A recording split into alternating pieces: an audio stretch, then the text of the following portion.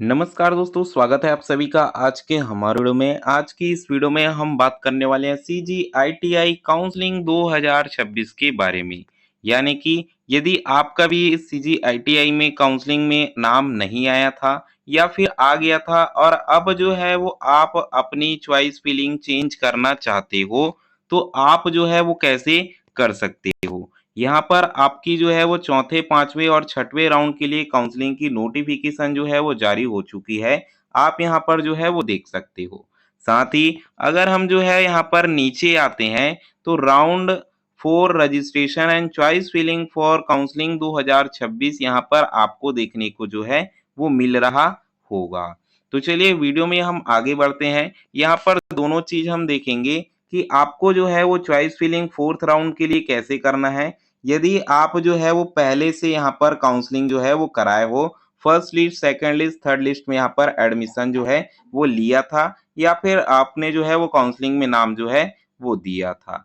कैसे choice filling आप change करोगे और जिस विद्यार्थी ने पहले एडमिशन ले लिया है, यानी कि फर्स्ट लिस्ट में, सेकंड लिस्ट में या फिर थर्ड लिस्ट में जिसका जो है वो एडमिशन हो गया है, वो विद्यार्थी जो है यहाँ पर क्या जो है वो करेगा। तो सबसे पहले जो है वो हम चॉइस फिलिंग चेंज करने से पहले सभी रूल्स को यहाँ पर देखने वाले हैं कि रूल्स क्या कहते हैं।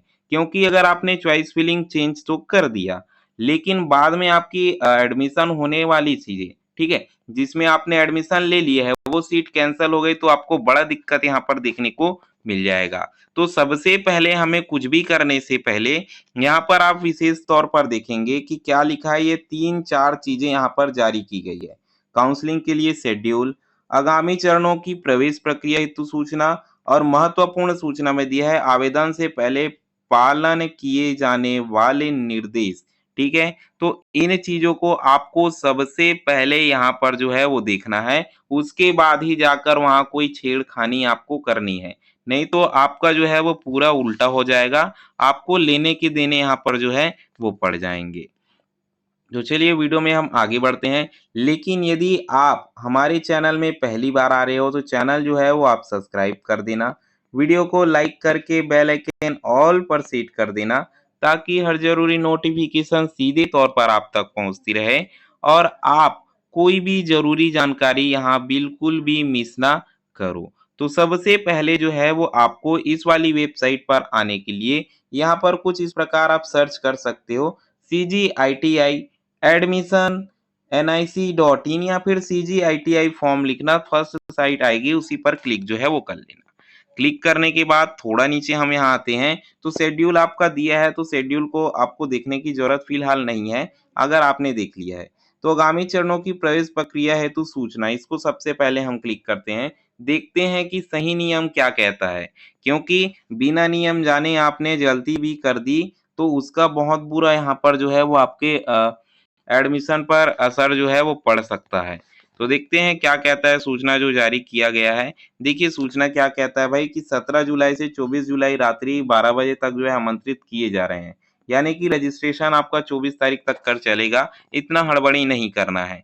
टिप यहाँ पर क्या दिखा हुआ है, टिप हमें जो है वो देखना है और अच्छे से आपको जो है वो समझना है। देखिए, पूर्व के आवेदक जो अगली चरण या फिर राउंड में शामिल होना चाहते हैं। पूर्व के आवेदक मतलब क्या है भाई कि जिन्होंने पहले रजिस्ट्रेशन कर लिया था first list, second list, third list के लिए, उन्हें लॉगिन आईडी एवं पासवर्ड से लॉगिन कर अगले चरण में शामिल होने के लिए कंसेंट देना होगा तथा भुगतान कर चॉइस फिलिंग जो है या फिर चॉइस परिवर्तन आप यहाँ पर कर सकते हो। ठीक है, यानी कि जिन्होंने पहले रजिस्ट्रेशन कर लिया है, फर्स्ट सेकंड राउंड में भाग लिया था, उन्हें जो है वो अपनी आईडी में लॉगिन करना है, कंसेंट फॉर्म आएगा, कंसेंट देना है, भुगतान करना है और चॉइस फिलिंग यहाँ पर आप जो है वो चेंज कर सकते हो। अब दूसरा देखिए, यदि पूर्व में प्रवेशित अभ्यर्थी इस चरण में भाग लेते हैं तथा आगामी चरणों में उन्हें अन्य सीट आवंटित होती है तो उनकी पूर्व में प्रवेशित सीट स्वतः निरस्त कर दी जाएगी। यानी कि इस चीज को समझिए, कई विद्यार्थियों ने ये क्वेश्चन पूछा था कि सर हमने जो है वो थर्ड लिस्ट में नाम आया था, सेकंड लिस्ट में नाम आया था, एडमिशन ले लिए हैं, क्या अब हम जो है वो फोर्थ लाइन के लिए या फिर फोर्थ काउंसलिंग के लिए आवेदन कर सकते हैं। तो देखिए इसका आंसर इसी में है, आप बिल्कुल आवेदन कर सकते हो। और अगर आपको नई सीट यहाँ पर मिल जाती है तो आपकी जो है वो पुरानी सीट कैंसल कर दी जाएगी। इस चीज़ को ध्यान में रखते हुए आप जो है काउंसलिंग में मतलब 4th काउंसलिंग के लिए भाग जो है वो आप लेंगे। अगर आप उस कॉलेज में या फिर उस ट्रेड में नहीं करना चाहते, तो आप यहाँ पर बिल्कुल से अप्लाई जो है वो कर सकते हो और इसका लाभ उठाकर आप जो है वो अच्छे ट्रेड में या फिर हम बोले कि अच्छे कॉलेज में अपना नाम जो है वो ले सकते हो। अब देखते हैं महत्वपूर्ण आवेदन के पहले जो सूचना हमें पालन जो है वो करनी है, उस चीज़ को हम यहाँ पर देख लेते हैं। तो देखिए हमने जो है वो महत्वपूर्ण सूचना जो है यहाँ पर ओपन कर लिया है, खोल लिया है, जिसे आपको काउंसलिंग कराने से पहले, काउंसलिंग की प्रक्रिया में भाग लेने से पहले या फिर कुछ भी छेड़खानी करने से पहले अच्छे से जान लेना चाहिए। नहीं तो पूरा खेल यहाँ पर उल्टा हो जाएगा, आपको लेने के देने यहाँ पर पड़ जाएँगे। तो देखिए कुछ नियम दिए गए हैं। देखिए नवीन पंजीयन करने वाले आवेदक विकल्प का चयन कर पंजीयन शुल्क का भुगतान कर चयन प्रक्रिया में शामिल हो सकेंगे। ये नए विद्यार्थियों के लिए है। ठीक है, दूसरा देखते हैं।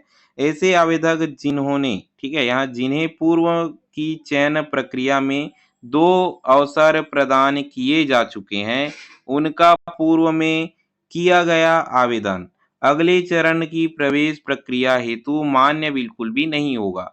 यानी कि मान लीजिए कि आपका नाम फर्स्ट काउंसलिंग में रजिस्ट्रेशन कराए थे और 2 बार आ चुका है, आपने एडमिशन नहीं लिया तो आपका पंजीयन यहाँ पर रद्द हो चुका है, मान्य नहीं होगा। विकल्प शून्य हो जाएंगे।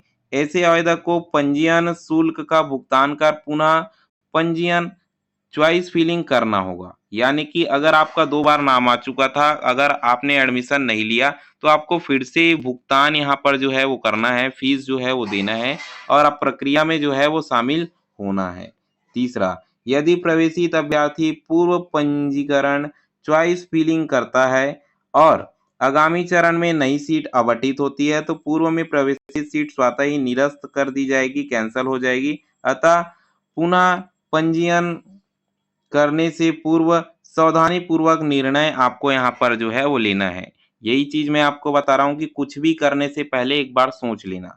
चौथा, यदि किसी आवेदक द्वारा पूर्व में ऑनलाइन आवेदन पंजीयन के समय श्रेणी, विशेष श्रेणी और आपका हॉरिज़ॉन्टल कैटेगरी, जन्म तिथि तथा जो है जिला अथवा किसी अन्य जानकारी में त्रुटि पुष्टि की गई हो, तो ऐसे आवेदक को पुनः पंजीयन के माध्यम से अपनी त्रुटि सुधार करने का अवसर प्रदान किया जाएगा।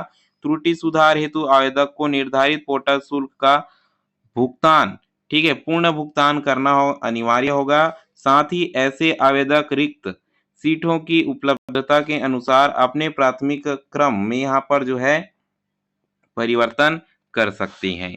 तो इस चीज को आप अच्छे से समझिए। अब आता है आपका रूल नंबर 5। यदि आवेदक को पूर्व की चयन प्रक्रिया में तीनों चरणों में से कोई भी सीट आवंटित नहीं हुई है या प्रथम विकल्प के अतिरिक्त किसी अन्य विकल्प में केवल एक बार सीट आवंटित हुई है और वह अपने प्राथमिक क्रम में कोई परिवर्तन नहीं करना चाहता है, तो उसके द्वारा पूर्व में भरा गया प्राथमिक क्रम यथावत उच्चतर विकल्प के आवंटन हेतु पात्र होगा। ऐसे आवेदक को पूर्व में भरे गए प्राथमिकता क्रम के आधार पर काउंसलिंग में शामिल होने का अवसर जो है वो प्रदान किया जाएगा। ऐसे आवेदक अपनी प्राथमिक क्रम को रिक्त सीटों के अनुसार पोर्टल शुल्क का भुगतान कर परिवर्तन भी कर सकते हैं।